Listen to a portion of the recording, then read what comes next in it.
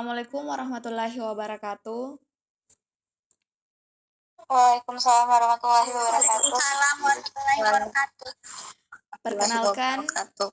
Perkenalkan nama saya Elma dengan NIM A121241178. Di sini saya sebagai moderator dari kelompok 4 yang beranggotakan yang pertama Alifia Salsabila, yang kedua Gita Wulan Yunifa, yang ketiga Jessica Alifa Fahrunisa, yang keempat Hairini Fitri Inayati, yang kelima Faradifa, dan yang terakhir saya sendiri. Baik, di sini kami akan mempresentasikan mengenai memperoleh bahasa pertama dan kedua. Baik, kepada pemateri saya persilahkan untuk memaparkan materinya. Oke, baik. Saya akan menjelaskan tentang apa yang dimaksud dengan bahasa pertama dan bahasa kedua. Bahasa pertama atau B1 adalah bahasa yang pertama kali dipelajari seseorang sejak kecil, biasanya dari orang tua atau lingkungan sekitarnya. Bahasa ini sering disebut sebagai bahasa ibu dan digunakan secara alami dalam kehidupan sehari-hari. Contoh, bahasa ibu tergantung pada lingkungan tempat seseorang dibesarkan. Setiap orang bisa memiliki lebih dari satu bahasa ibu jika sejak kecil terbiasa menggunakan beberapa bahasa sekaligus. Sedangkan bahasa kedua atau yang disebut B2 adalah bahasa yang dipelajari setelah bahasa pertama. Biasanya melalui pendidikan, interaksi sosial, atau kebutuhan komunikasi. Bahasa kedua bisa diperoleh di sekolah, tempat kerja, atau lingkungan baru. Contohnya, seseorang yang bahasa ibunya adalah bahasa Jawa, kemudian belajar bahasa Indonesia sebagai bahasa kedua. Memahami proses ini penting dalam pendidikan dan komunikasi agar individu dapat beradaptasi, berinteraksi, dan mengembangkan keterampilan bahasa dengan lebih efektif. Oke, itu dari apa yang dimaksud dengan bahasa pertama dan bahasa kedua.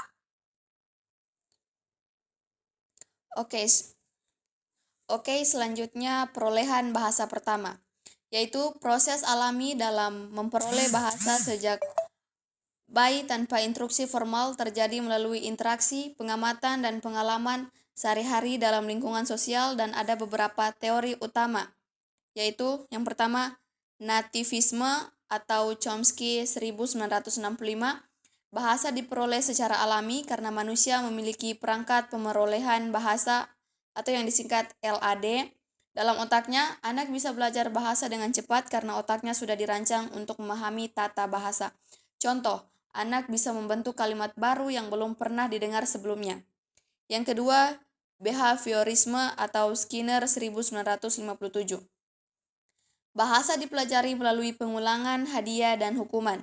Anak belajar berbicara dengan meniru orang dewasa dan mendapatkan respon dari lingkungannya. Contoh, jika anak mengatakan mama dan mendapatkan pujian, ia akan mengulanginya lagi. Yang ketiga, interaksionisme atau Vygotsky 1978. Bahasa berkembang melalui interaksi sosial dengan orang lain. Anak belajar bahasa dengan berbicara dan berkomunikasi dengan cara orang yang lebih mahir. Contohnya, seorang anak kecil belajar kata-kata baru saat berbicara dengan orang tuanya. Nah, dari teori-teori ini menjelaskan bagaimana manusia memperoleh bahasa dari berbagai sudut pandang. Baik, selanjutnya akan dilanjutkan oleh teman saya, Hairini Fitri Inayati, saya persilahkan. Oke, selanjutnya adalah tahapan perolehan bahasa pertama, B1. Yang pertama adalah tahapan pralinguistik. Tahapan ini dimulai dari bayi berumur 0 sampai 12 bulan. Menyerap bahasa dibanding orang dewasa. Yang kedua, motivasi. Semangat dan keinginan belajar bahasa berpengaruh. Motivasi bisa berasal dari kebutuhan komunikasi, pendidikan, atau pekerjaan. Yang ketiga, ada lingkungan. Sering berinteraksi dengan penutur asli membuat belajar lebih cepat. Lingkungan yang mendukung sekolah atau tempat kerja membantu dalam perolehan bahasa. Yang keempat, kemiripan dengan B1. Jika bahasa kedua mirip dengan bahasa pertama, proses belajar menjadi lebih mudah. Contohnya, bahasa Spanyol lebih mudah dipelajari oleh penutur bahasa Italia karena banyak kesamaan. Faktor ini menentukan seberapa cepat dan efektif seseorang bisa menguasai bahasa kedua. Oke, selanjutnya ada perbedaan perolehan B1 dan B2. Dalam tabel ini berisi tentang perbandingan antara bahasa pertama B1 dan juga bahasa kedua B2 berdasarkan beberapa aspek. Yang pertama, usia mulai. Usia mulai dalam B1 dipelajari sejak bayi secara alami. Sedangkan B2 bisa dipelajari kapan saja baik saat anak-anak maupun dewasa. Oke, yang kedua ada metode. Metode dalam B1 diperoleh secara alami tanpa kesadaran belajar. Sedangkan B2 bisa dipelajari secara alami melalui interaksi atau secara formal melalui pendidikan. Yang ketiga ada lingkungan. Lingkungan dalam B1 dipelajari dalam keluarga dan berinteraksi secara sehari-hari. Sedangkan B2 bisa dipelajari di sekolah, tempat kerja, ataupun melalui media. Dan yang terakhir adalah kesulitan. Kesulitan dalam B1 umumnya lebih mudah karena diperoleh secara alami sejak kecil. Sedangkan dalam B2 bisa lebih sulit karena dipengaruhi oleh faktor kognitif dan sosial. Baik, selanjutnya yaitu strategi efektif dalam memperoleh bahasa kedua. Ada berbagai cara untuk belajar bahasa kedua, dan setiap orang bisa memilih metode yang paling sesuai dengan kebutuhannya. Yang pertama yaitu metode imersi. Belajar bahasa dengan langsung berada di lingkungan yang menggunakannya. Contohnya yaitu tinggal di negara yang berbahasa Inggris untuk belajar bahasa Inggris.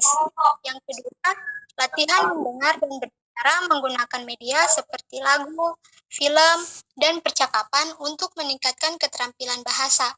Contohnya, menonton film tanpa subtitle untuk melatih pemahaman. Yang ketiga, penggunaan teknologi. Menggunakan aplikasi atau platform digital untuk belajar bahasa Indonesia. Contohnya, Duolingo, Rosetta Stone, atau Google Translate untuk latihan kosakata dan tata bahasa. Dan yang terakhir yaitu pendekatan komunikatif. Fokus pada kemampuan berbicara dan memahami bahasa dalam kehidupan, bukan hanya aturan bahasa. Contohnya, berlatih bercakap dengan teman atau tutor bahasa. Metode ini membantu meningkatkan keterampilan bahasa kedua dengan cara yang lebih efektif dan menyenangkan.